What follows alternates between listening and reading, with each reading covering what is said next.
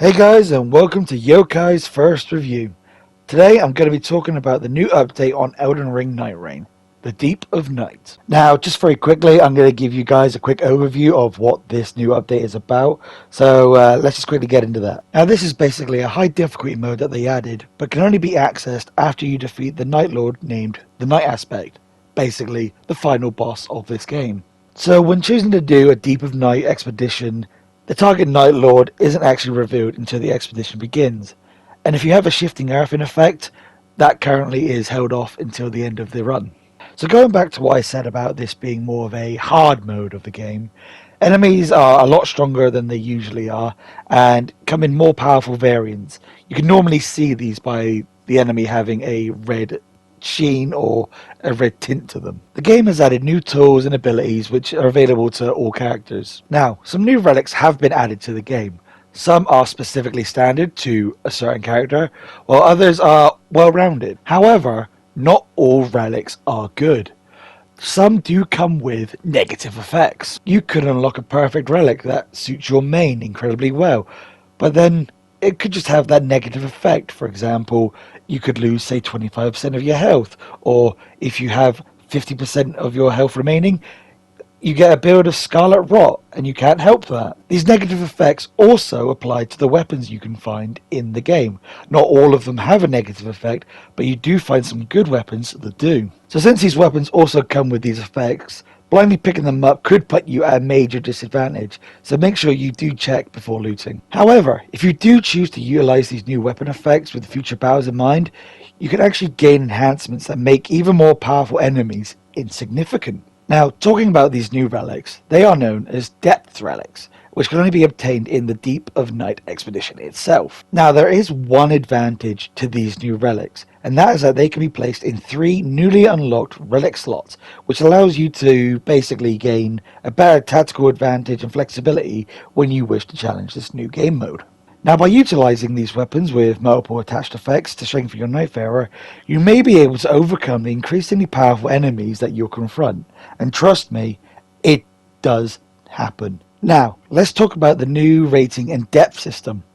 In the Deep of Night, you can increase your quote-unquote rating by defeating the Night Lords to reach the next depth. As the depth increases, enemy strength escalates. You may also encounter situations where you cannot see locations of key points on the map, or where the target Night Lord is unknown until the final battle begins. It has also been known that in multiplayer mode, players with similar depth level will generally be matched together. Sometimes an Everdark Sovereign will appear on the 3rd day, making the fight even more chaotic. And if you are unsure on what an Everdark Sovereign is, it is basically the harder version of a Night Lord. Now, if you are able to combine the new weapon and relics together to basically increase your Nightfarer, coordinate with allies, trust me, you definitely want to play with people who know what they're doing.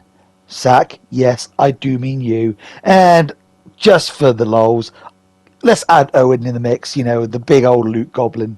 And basically, you'll be able to get through this, hopefully, unscathed and increase your rank. So now we come to the actual review part of this video. And you're probably wondering, Yokai, you just spent the last 3.5 minutes blah blah blah blah lying about this whole game. Well, shut up. You actually clicked on this video to listen. Don't forget to bear in mind that this is based on my own personal experience and opinion of the game, and some things may be a little bit biased, but if you feel differently, let me know in the comments below. So, the new Deep of Night is essentially a harder version than the original. It is true that enemies are tougher, and not just the new red-tinted ones. It basically adds more of a challenge to veteran players and lovers of the game, especially if you're like people like our friend Sack, who has platinumed every single Elden Ring, Dark Souls, and Bloodborne game. It offers more strategy for taking down harder bosses. Not knowing which Night Lord it could be adds to the fun of the new update.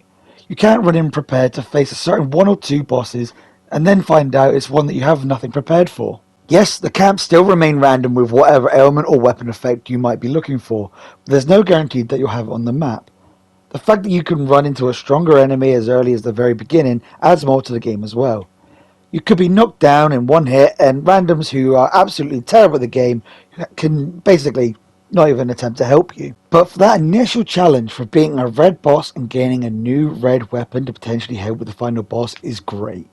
I came across a red rarity Talon Claws and I was playing as Recluse, who is basically a mage.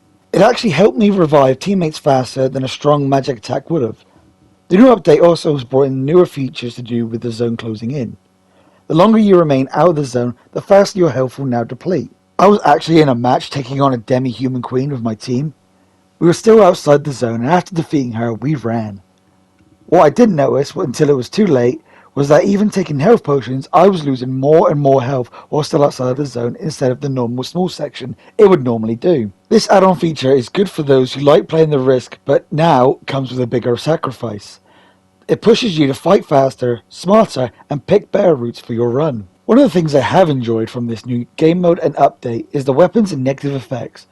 Trying to find a good combination with the 3 new added relic slots available brings a new strategic element to the game. I spent at least an hour looking through what could work well with Ionai and Recluse sets. Luckily, not every new relic has a negative effect. I mean, if you're able to make a new set with no negative effects and it turns out to be insane, I applaud you. As for the new weapons, while playing as Recluse, I found a new spell that lets you fire multiple magic arrows at once instead of just the regular one. Now, I'm pretty sure I've never seen that spell in the game previously, but if it was, just let me know down in the comments, and also call me a moron. Or just call me a moron in general. Zach normally does. Having that new weapon that can combine well with your new set could set you on the fast track to beating the random Night Lord. Of course, some negative effects can play a big risk. For example, I found a seal that gave me more stamina by 25%, but for the cost of 33% HP. Sometimes the risk just isn't worth it. It's fun that you have to make quick decisions and calculate whether or not the new weapon is worth it, or if the negative effect is too high a risk. Having something that adds an element like Frost or Scarlet Rot when your HP is below half definitely adds to it. Constantly fighting and keeping an eye on your health as the bar in the middle of your screen slowly increases or decreases is nerve-wracking at times. You could have 0 healing flasks left, and seeing that bar is rising slowly makes the heart race. Now, for some of the bad things the update has brought. So when you actually defeat a Night Lord after playing, the experience bar doesn't go up as much as you'd hoped. I've only beaten it once and it went up by 200 points out of 1,000. And it gets even worse because if you're playing with randoms who aren't good or make sloppy plays, you've gone through all of that for basically nothing, especially if you do not defeat the Night Lord. Now, I can willingly admit I am no expert, but thanks to playing with Zach and Owen, I can confidently say I am above an average player. Definitely along the B tier if we're going along an SF scale system. The matchmaking system is okay, but it doesn't really pair you with seasoned players or those who have played enough of the game to really give you much of a fighting chance. Going back to the Night Depth experience system, I believe that it should be based on the defeat of the boss, but also adding extras for how you performed in the game itself. A simple 200 points doesn't seem like it's enough, and you should even earn some extra kind of points even if it's the bare minimum that you don't defeat the random Night Lord. I believe it will give players more incentive to keep trying, especially as the level and difficulty increases. I know that players would prefer a small amount of XP given to them as a taste of their efforts instead of nothing at all. One final issue I have is the randomized weapon drops. In a few games I played as Ionai, I went nearly the entire match without a single bow drop. Obviously you don't need a bow specifically, as you can run a mixed set or random set, but if you're someone like me who plays as a long distance fighter, I need those drops, man. Overall, this new update is pretty fun, and I look forward to seeing what else they can do with this game. Whether it's doing more with the Deep of Night, or they add something completely new. Either way, this update is fun. I hope you guys enjoyed my very first ever review, and if you'd like to see more, just like Zach does with his reviews on games, let me know in the comments below. Also, don't forget to like and subscribe if you'd like more gaming and review content. With that, enjoy the rest of your day. Peace.